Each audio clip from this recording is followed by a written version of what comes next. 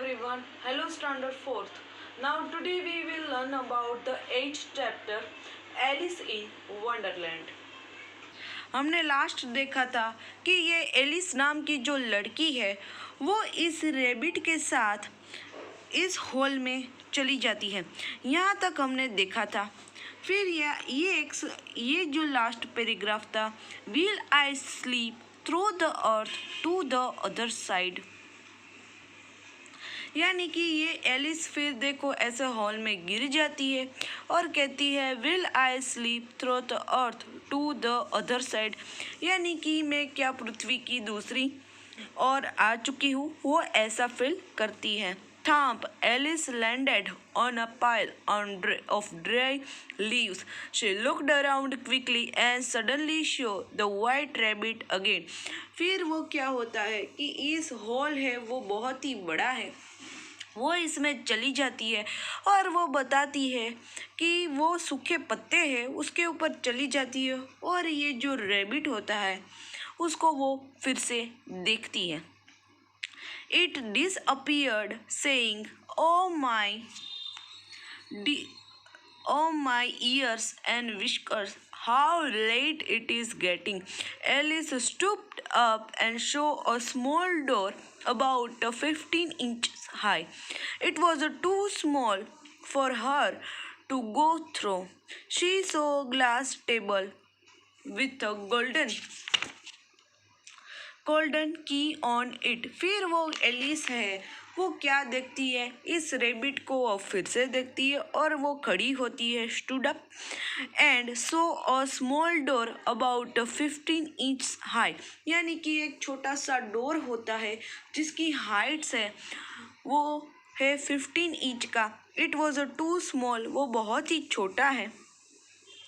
For her go to throw, she saw glass table, फिर वो एक ग्लास देखती है, table with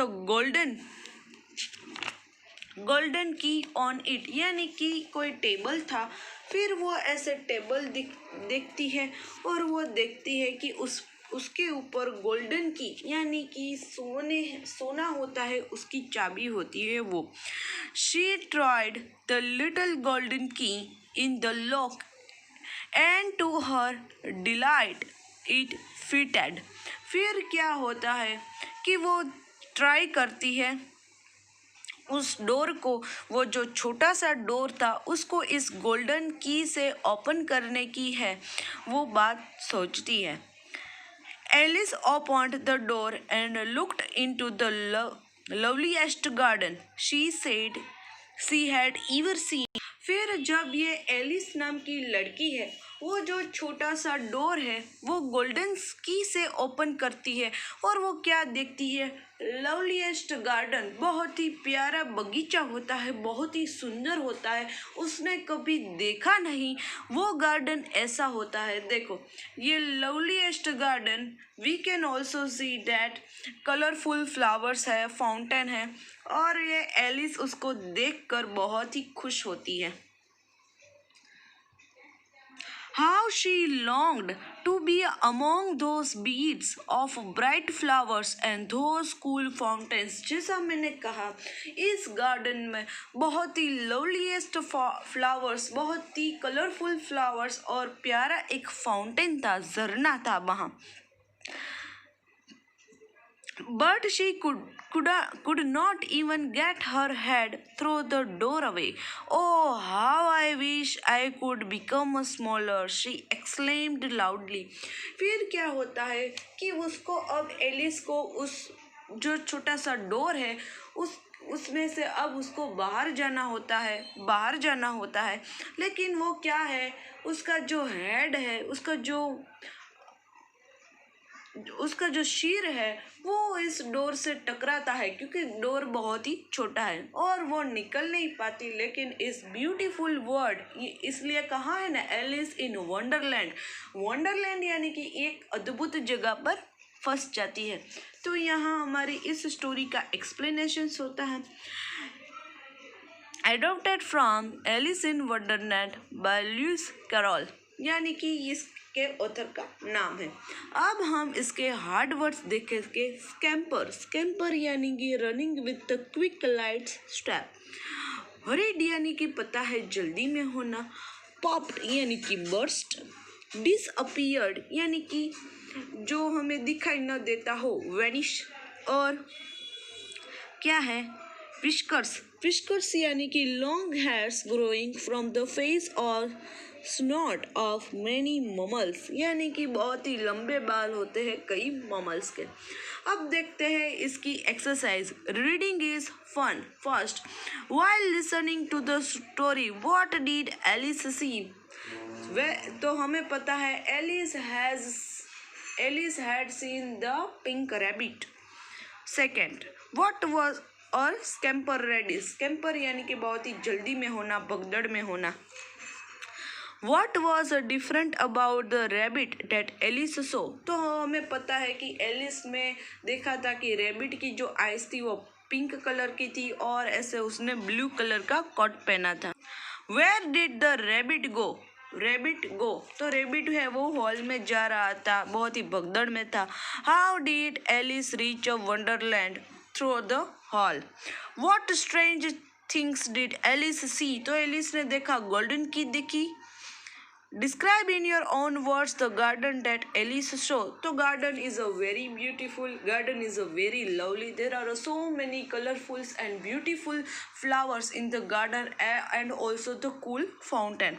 Draw the garden of your dreams. तो देखो यहाँ आपको गार्डन का पिक्चर ड्रॉ करना है और उसमें रंग भी भरने हैं. So this activity for you.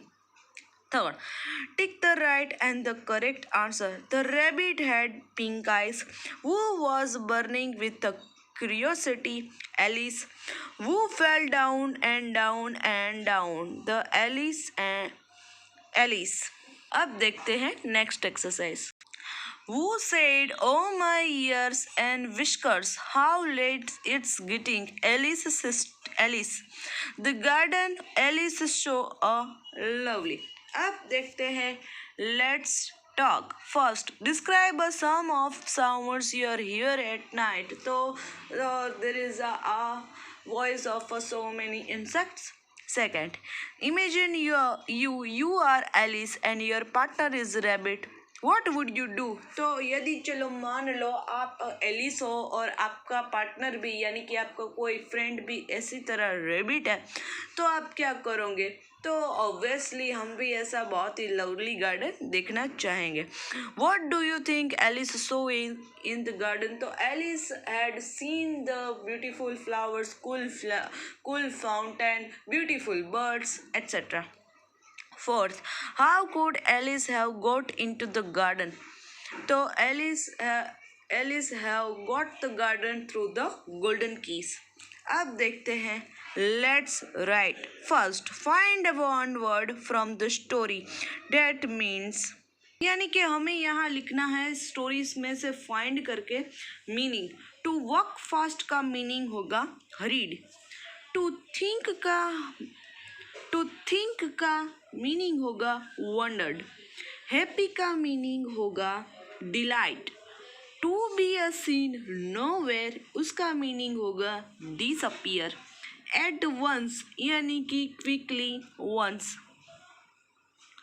फिर है मूव फास्ट यानी कि स्कैम्पर भगदड़. टू बी इंक्विजिटिव यानी कि क्यूरियस. अब देखते हैं नेक्स्ट एक्सरसाइज. फिर है give another word for the ones given below with the similar meanings and make a sentence. Now write the opposite of these describing words and make a sentence with them. यानी कि हमें इस जो सारे words है उसके पहले हमें ऑपोजिट वर्ड्स लिखने हैं, बाद में उसकी सेंटेंस बनाने हैं. तो लवली का होगा टेरिबल. सेंटेंस होगा I had a terrible day in the school. Talking का होगा silence. Please maintain silence for while. Listening का होगा talk. Do not talk loudly in the library. C. C का होगा बी ब्लाइंड, देखना, ब्लाइंड होना यानी कि अंधा। The blind man was trying to read. Centre का होगा outside, colour outside the box. अब देखते हैं third. Imagine you are going on a journey to the centre of the earth, what do you think you will see, what do you feel.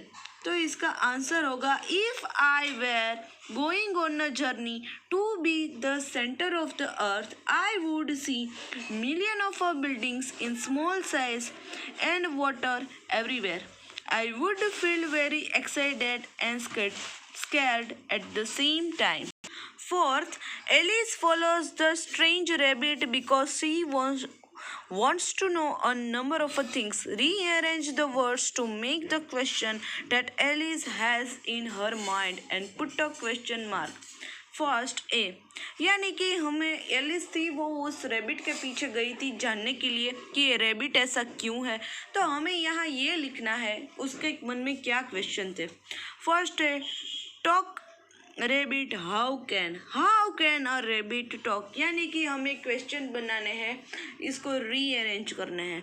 Second going he is where he is going. C read he can time the, can he read the time. फिर है D hurry is in a why is he in hurry. तो यहाँ हमारा chapter ख़त्म होता है, complete होता है, हमारी एक्सरसाइज भी कंप्लीट होती है। आपको इस चैप्टर की पीडीएफ मिल जाएंगी। अब हम देखेंगे यूनिट 5 का जो फर्स्ट है don't be afraid of the dark. एक पोयम है जिसने लिखा है रस्किन बॉन्ड ने। Unit 5 poem chapter 9 don't be afraid of the dark. Don't be afraid of the dark का मीनिंग होता है कि अंधेरे से डरना मत। रात को हमें जनरली ऐसा होता है। इसके जो राइटर है वो बहुत ही अच्छे हैं, Ruskin Bond. As well as ये पोयम भी इतनी ही अच्छी है। देखते हैं क्या है। Don't be afraid of the dark little one, the earth must rest when the day is alone, the sun must be harsh but moonlight never, and though stars will be shining for ever in ever. First stanza में क्या कहा, ये एक writer है, वो इस छोटे से बच्चे को कहते हैं कि अंधेरे से डरना मत, लिटिल वन, यानी कि ये बच्चा देखो बहुत ही छोटा है और अंधेरे से डर रहा है। इसलिए पोएट कहते हैं don't be afraid of the dark little one, यानी कि घबराना मत इस डार्क यानी कि अंधेरे से। The earth must rest when the day is done, यानी कि जब दिन खत्म हो जाता है तो पृथ्वी है वो आराम में होती है। The sun must be harsh, यानी कि सूर्य भी हार्श होता है। बट मून लाइट नेवर, यानी कि दिन खत्म होने पर सूर्य और पृथ्वी रेस्ट में होते हैं। बट ये जो चांद है, जो मून है, वो कभी नहीं होता, क्योंकि अंधेरे में चांद की रोशनी ही तो मिलती है। मून लाइट नेवर, यानी कि चांदनी रोशनी है वो तो होती है। And those star will be shining for ever and ever, यानी कि उस समय जो ये तारे होते हैं वो ऑलवेज शाइन करते हैं, हमेशा के लिए। यानी कि रात को चांद की रोशनी और तारे भी है वो चमकते हैं, इसलिए डरना मत। आगे की कहते हैं be friends with the night, there is nothing to fear, just let your thoughts travel to friends far and near. By day it does seem that our trouble won't cease, but at night, late at night, the world is at peace. फिर ये कहा है कि be friends with the night, यानी कि रात्रि को अपनी मित्र बना लेना। रात्रि में तुम डरना मत, बल्कि रात को अपना फ्रेंड मानना, मित्र मानना। There is nothing to fear, उसमें डरने वाली कोई बात नहीं है। Just let your thoughts travel to friends far and near, तुम सिर्फ रात को यही सोचना कि मुझे अपने मित्र को फ्रेंड्स के साथ बहुत दूर और ऐसे पास में घूमना है। By day it does seem that our troubles won't के By a day it does seems that our trouble won't cease, यानी कि हर दिन it does seem that our trouble won't cease, यानी कि हमारा जो ट्रबल है, हमारा जो cease यानी कि समाप्ति, संघर्ष, ऐसा वो खत्म नहीं होगा। But at night, late at night the world is at peace, यानी कि सिर्फ रात को ही ये जो पूरा विश्व है वो पीस यानी कि शांत होता है। यानी कि लोग हैं वो हर दिन बहुत ही थक जाते हैं और रात को ही सिर्फ आराम करते हैं। पीस यानी कि शांत, वो बहुत ही सोते हैं। सिर्फ रात ही एक ऐसी चीज़ है जहाँ इंसान को आराम मिलता है, वरना पूरे दिन तो काम ही होता है।